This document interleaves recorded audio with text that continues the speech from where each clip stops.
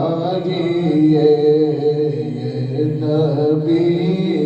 یہ خدا اور کیا چاہیے خاک نالے دے تو مل گئی اب بتا خاک نالے تو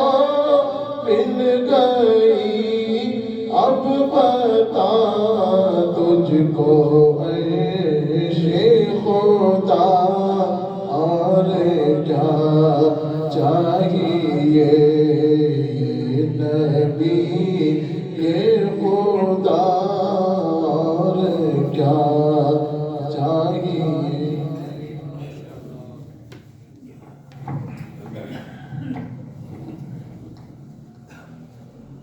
نعرے تکبیر، نعرے رسالت، نعرے حیدری، آستانہ عالیہ دربار کریمی، ساتانہ والی جان۔ الحمد لله رب العالمين والصلاة والسلام على سيدنا ومولانا محمد النبي الأمين وعلى آله وصحبه وأهل بيته وكل أمته أجمعين إن الله وملائكته يصلون على النبي يا أيها الذين آمنوا صلوا عليه وسلموا تسليما اللهم صل على سيدنا مولانا محمد وعلى آل سيدنا مولانا محمد وبارك وسلم الحمدللہ ایک دفعہ پھر اللہ رب العزت نے ہمیں بابرکتیں عطا فرمایا کس میں جمع ہوئے اللہ کے گھر میں اور یہ وہ گھڑیاں ہوتی ہیں کہ نہ صرف اس وقت ہے بلکہ پورے دن میں اللہ رب العزت ہماری دعا کو بھی قبول فرماتا ہے اپنی برکتیں عطا فرماتا ہے یہی وہ دن ہے جس دن حضرت آدم علیہ السلام پیدا ہوئے اور انسان کی برتھ ڈے اگر دیکھی جائے تو یہ جمعے کا دن ہے تو سب کے لیے یہ جمعہ ہے اور جمعہ مبارک ہم اس کو اسی وجہ سے کہتے ہیں سب کو ایک دوسرے کو مبارکباد ہم اسی وجہ سے دے رہے ہوتے ہیں تو کلمہ شہادت جو ہم پڑھتے ہیں اس کی طرف کچھ چیزیں ہم نے پڑھی تھیں کہ اشہد ان لا الہ الا اللہ وحدہ لا شریک لہ واشہد ان محمدا عبدہ ورسولہ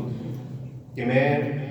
گواہی دیتا ہوں اور گواہی اس طریقے سے کہ میں زبان سے بھی اقرار کرتا ہوں اور دل سے بھی اس بات کا میں اعتراف کرتا ہوں اور اس کے ساتھ ساتھ یقین بھی رکھتا ہوں کہ اللہ تعالیٰ ایک ہے اور محمد صلی اللہ علیہ وسلم اللہ کے رسول ہیں تو جب اس میں الہ کی بات آتی ہے تو یہ وہ خاص مضامین ہیں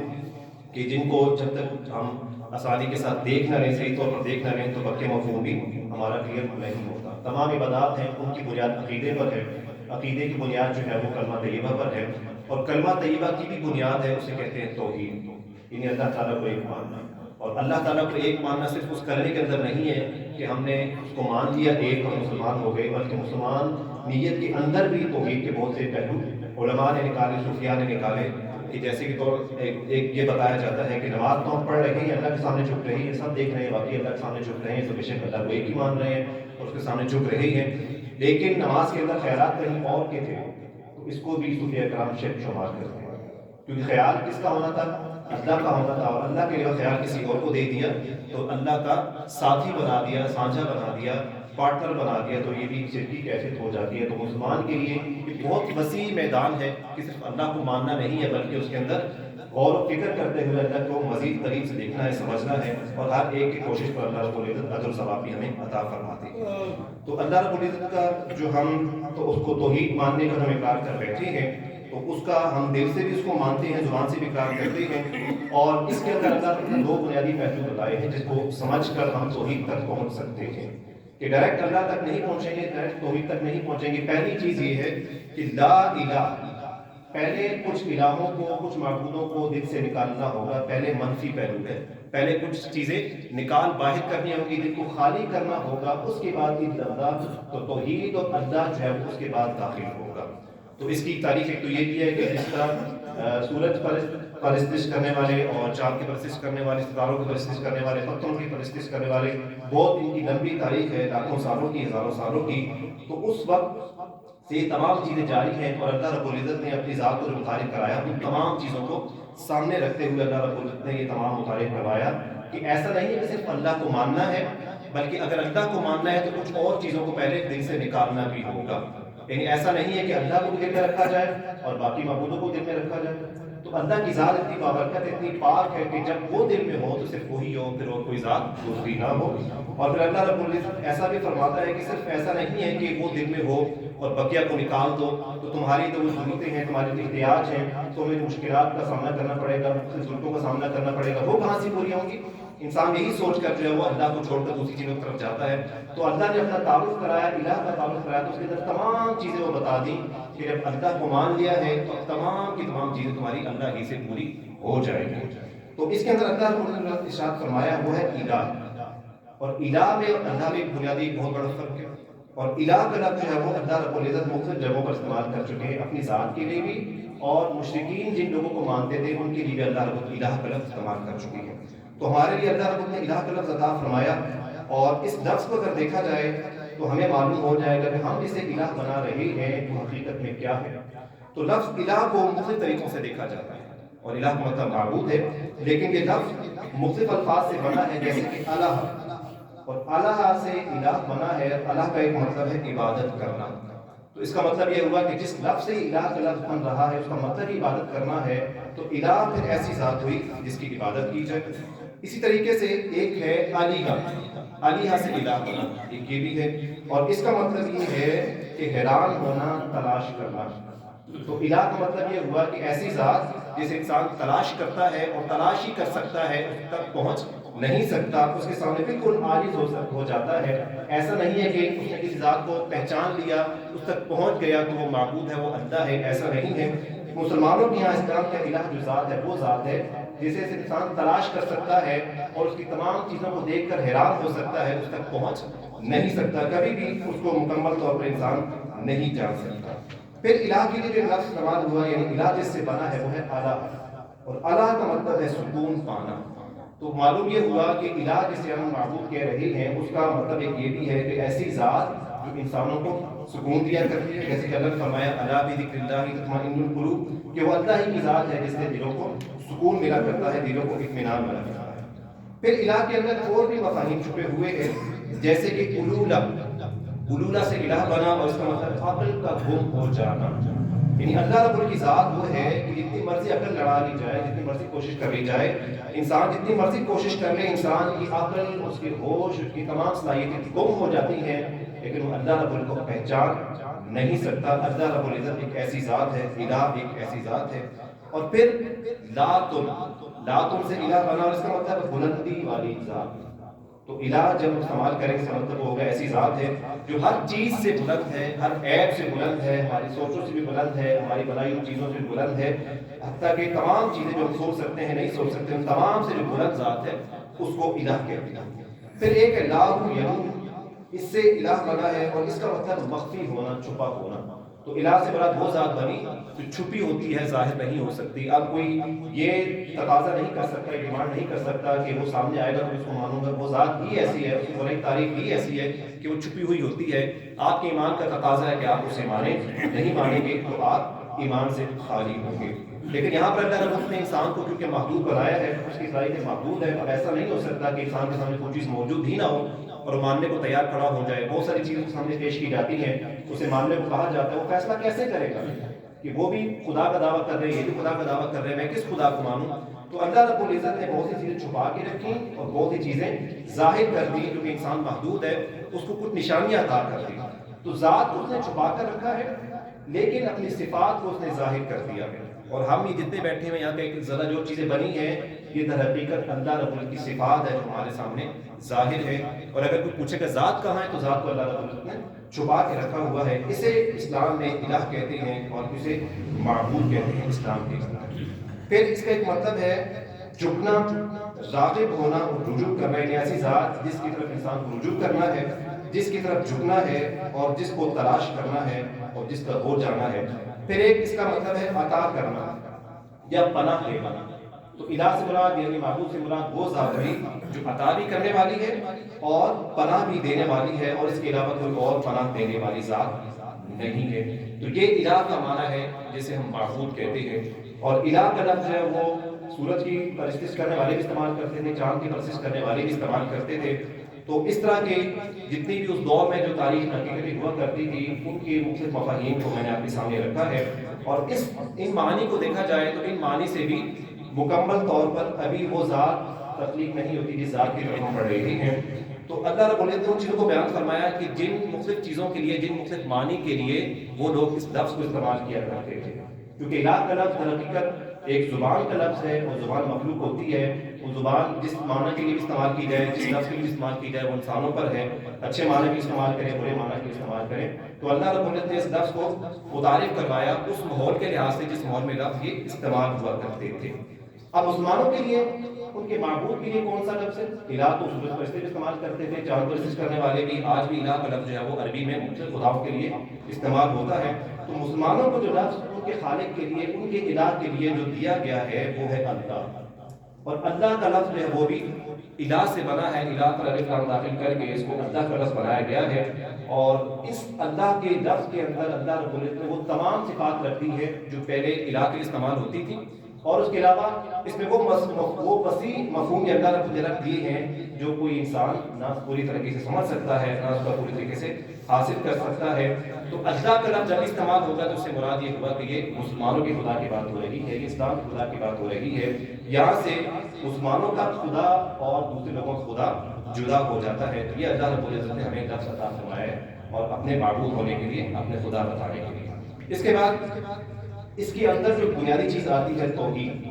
اور توحید ہم اللہ تعالیٰ کو ایک مانتے ہیں۔ اللہ رب العزت کے مختلف دلائل ہمیں یہ ہیں، آج ہم کیونکہ ایسے گھروں میں پیدا ہوئے ہیں جہاں پر ہمیں سوچنے کی، فکر کرنے کی ضرورت نہیں پڑتی، لیکن جب ہم تعلیم کی طرف جاتے ہیں، تلاش کرنے کی طرف جاتے ہیں، تو بہت سے لوگ اس میں گمراہ بھی ہو جاتے ہیں، اور بہت سے لوگ اس میں ہدایت بھی حاصل کر لیتے ہیں۔ اور اللہ رب العزت نے بار بار اپنے آپ کو تلاش کرنے کا حکم ارشاد فرمایا ہے،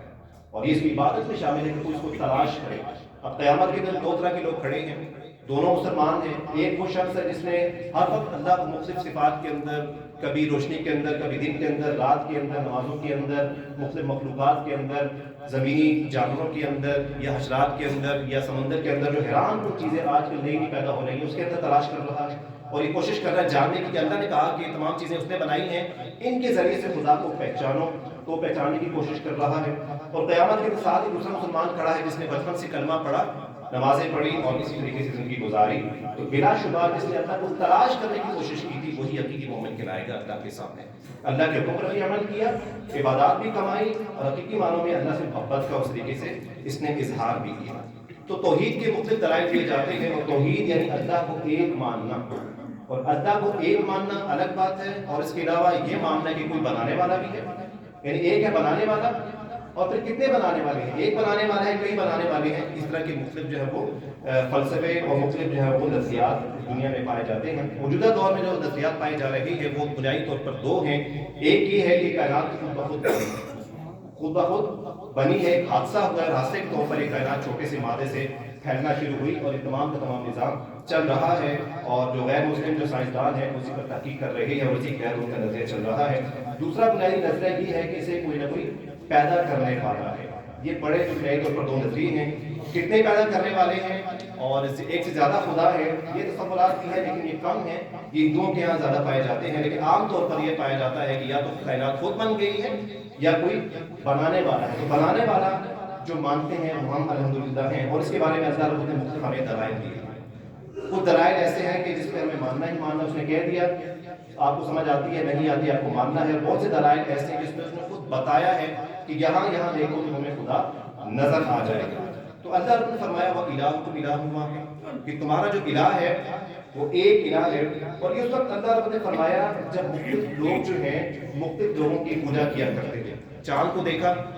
تو چاند ان کے قبضے میں نہیں ہے، اس کو حاصل نہیں کر سکتے، حیران کن چیز ہے، خود سے پیدا بھی نہیں کی ان لوگوں نے، انہوں نے سمجھا شاید یہ بھی خدا ہے، یہ بہت بڑی طاقت ہے۔ اور سورج کو دیکھا، وہ ایک حیران کن چیز تھی، اس کو حاصل نہیں کر سکتے تھے، اس کو سمجھ نہیں سکتے تھے، انہوں نے کہا شاید یہ خدا ہے۔ آگ کو دیکھا، پتھروں کو دیکھا، تو یہ تمام چیزیں جب انہوں نے دیکھیں، اور اسی طریقے سے بارش پیدا کرنے والا خدا یہ کوئی اور ہے، رزق دینے والا خدا کوئی اور رکھا ہوا تھا ان لوگوں نے، تو مختلف خداؤں کا تصور تھا۔ تو اللہ نے فرمایا کہ تمہارا الہ جو ہے وہ ایک ہی ہے۔ تو یہاں سے اللہ نے بات کا آغاز فرمایا کہ تمہارا جو خدا ہے، الہ ہے، معبود ہے، پہلی بات کہ وہ ایک ہے،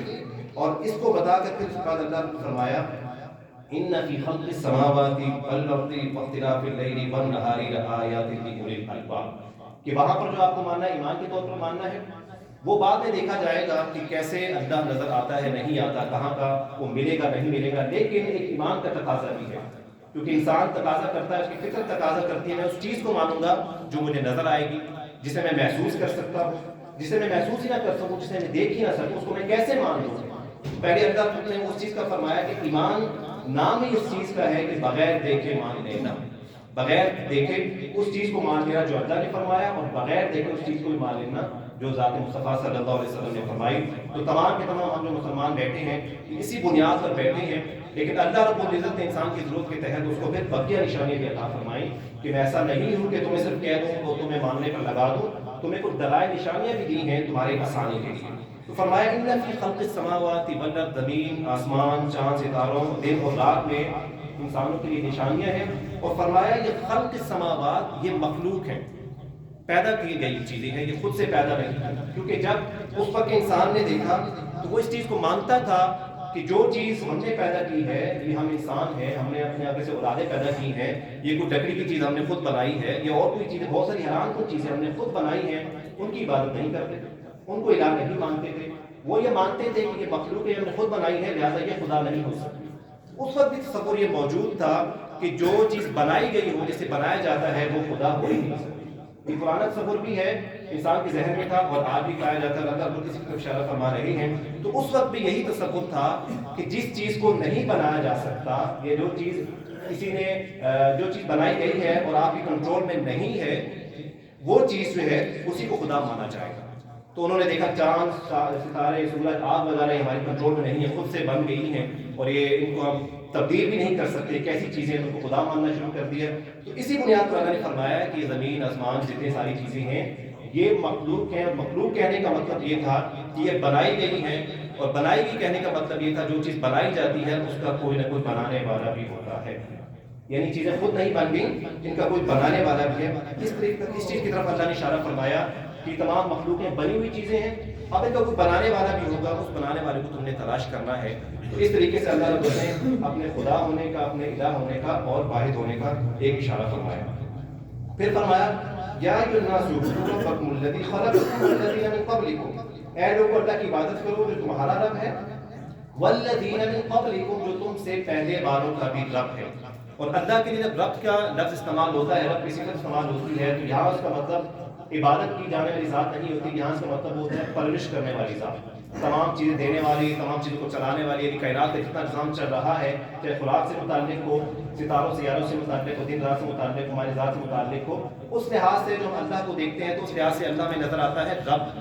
تو رب کی بات کر رہے ہیں، تو اللہ نے فرمایا کہ تمہیں بھی، تمہارا بھی رب ہے اور تم سے پہلے والوں کا بھی رب ہے، یعنی جتنے بھی انسان گزرے ہیں، جتنی بھی چیزیں گزری ہیں، وہ اللہ رب العزت تمام کو پرورش کرتا آ رہا ہے اور تمہاری بھی پرورش کرتا آ رہا ہے۔ فرمایا الذی جعل لکم الارض، اسی نے تمہارے لیے زمین کو بنایا، کیا بنایا؟ فراش، فرش بنایا، والسماء بنا، اور آسمان کو چھت بنایا، وانزل من السماء ماء، اور آسمان سے پانی برسایا، فاخرج به من الثمرات، اور اس سے تمہارے لیے پھل نکالے رزق کے طور پر، فلا تجعلوا للہ اندادا وانتم تعلمون، بس تم اللہ کے سوا کسی اور کو اپنا معبود نہ بناؤ۔ تو ہم تو اس کو اپنے طریقے سے دیکھیں گے مسلمان، لیکن اس سے پہلے دیکھا جائے اس دور کا، پتھر کے دور کا جو انسان تھا، یا آدم علیہ السلام کے دور کا جو انسان تھا، پھر اس کے بعد کا جو انسان تھا جس نے ابھی کائنات کو یا اپنی تخلیق کو سمجھا ہی نہیں تھا، تو اس کی طرف اشارہ فرمایا، کیونکہ وہ آسمان سے برستی ہوئی چیز کو دیکھتا ہے تو اس کو خدا بنا لیتا،